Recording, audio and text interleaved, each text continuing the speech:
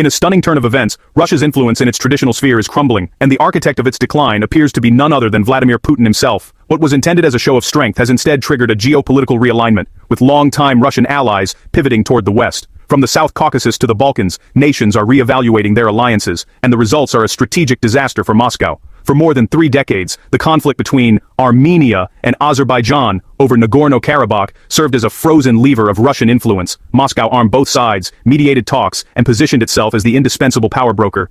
But that era is over.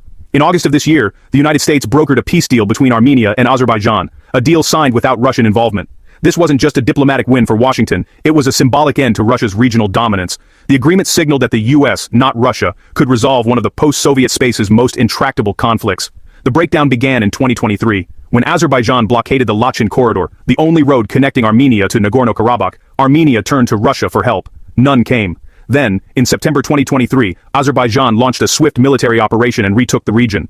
Russian peacekeepers stood aside. For Armenia, this was an existential betrayal. The country froze its participation in the CSTO, Russia's answer to NATO, began seeking security partnerships with the US and EU, and openly called Russia an unreliable ally.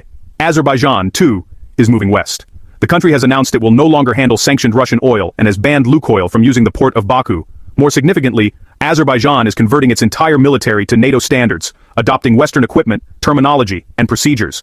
This shift not only enables future NATO interoperability, but also opens the door to Western arms purchases, reducing dependence on Russia. Azerbaijani officers are already attending NATO training courses, and high-level meetings with NATO officials have become routine. What was once a Russian-dominated security space is rapidly transforming into a US-EU-Turkey orbit. Even Serbia, long seen as pro-Russian, is shifting. Serbian President Aleksandar Vučić recently stated that Serbia is ready to supply ammunition to Europe, with the understanding that it could be sent to Ukraine. This is a major blow to Moscow, which had received assurances that Serbian weapons would not reach Ukrainian forces. The Russian response was emotional and defensive, reflecting a growing sense of isolation. The pattern is clear. Every time Russia flexes its military muscle, it drives another country into Western arms.